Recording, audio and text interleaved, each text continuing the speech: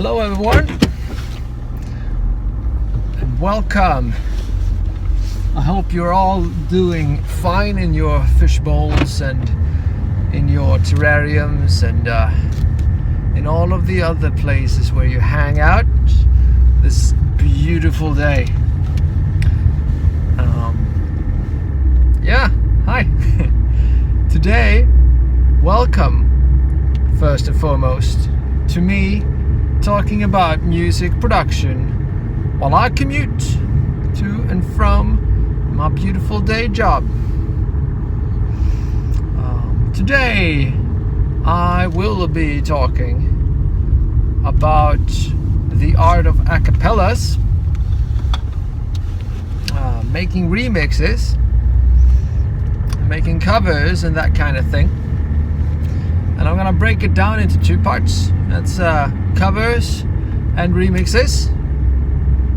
And first let's bone out the differences, okay? A cover, that's basically someone making the a version of an already existing track, which is being made from the ground up, but using the same vocal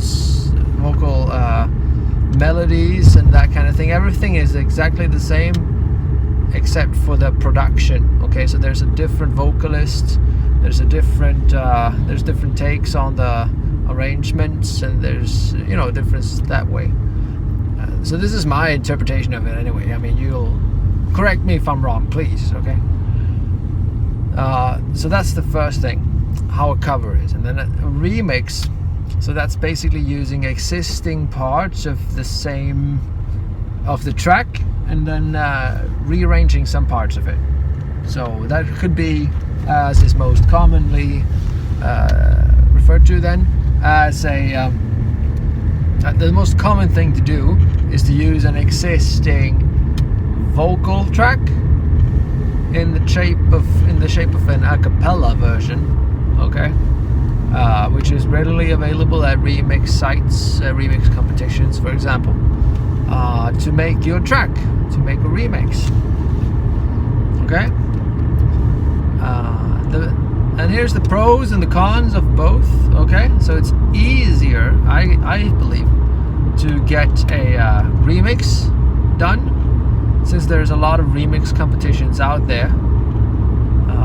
And if you're a vocalist, obviously it's a lot easier to make a cover track, because you could basically just use your own vocals and then ask someone to produce it for you if you're not capable of doing so yourself.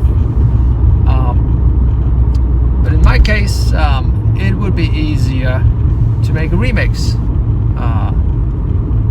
And I've attempted at one time to make a cover remix, basically, and to make it into a new track. Pretty much, that's what it ends up being. And both of these things are illegal to do if you don't have the consent of the original artist to make this version of the track. So that's very important to keep in mind if you attempt to do these kinds of remixes or covers. Even if you do a cover, you need the consent of the original artist to make this kind of thing. But the general consensus is also that if you make a remix and you don't earn any money from it, it's not as often that you end up getting sued from that kind of thing, but it's not legal for that reason still. So it's still illegal, so it's good to keep in mind. Would I recommend anyone to do an illegal remix? No, I wouldn't. Will it stop? No, I don't think it will. Anyway, the pros of making remixes is that it's easier to get the stems. You can get illegal stems easily today for remixing. To get stems for covers, well, that's harder. it's a lot easier to get to make a cover legal, because you only need to ask the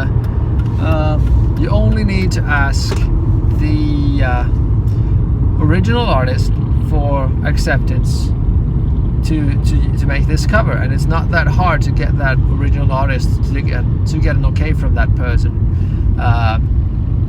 If it's a bigger label and you're making a remix, you need it's not necessarily only for the legal, it's not necessarily for the big labels either. It's just if you make a remix, is what I'm trying to tell you, of an artist, you need the consent of the original artist and the original producing parties as well. So if you're using stems recorded at a studio, big studio, you need the consent from the studio as well to use their material. It's as easy as that, and that's not always easy to get. So that's why I'm saying that it's better to make a cover if you're able to do that, and then ask the original artist if it's okay to make that to make that kind of thing. So with generally with semi-big producing artists, I mean even pretty big artists, if you get a hold of these people, they're just gonna be perfectly fine with you making this kind of cover. So and that's a good thing to keep in mind if you might want to make a remix cover. So taking an existing cover and then making a remix out of that, I mean, that's that's one way to do it, to get your tracks out there. Then you need the consent of the cover artist and the original artist, and that's also not that hard. So you could get away with making a cover remix if you felt like doing that kind of thing. Yeah, that's my 5 cents. I recommend doing remixes and doing covers. It's really good. It's good to get to know your favorite artists, and it's a good way of getting exposure as well if you're into that kind of thing. So it's good for all different reasons. What do you think about it? Would you consider doing an illegal remix, and why? Do you share my view on it, or do you have a different take on the entire situation? Let me know, and share this, and dislike or like it if you enjoy it, and please subscribe to me if you want more of this stuff, because I like doing it. I feel good about you guys and girls and whales and everyone being here with me. Stay classy. Bye.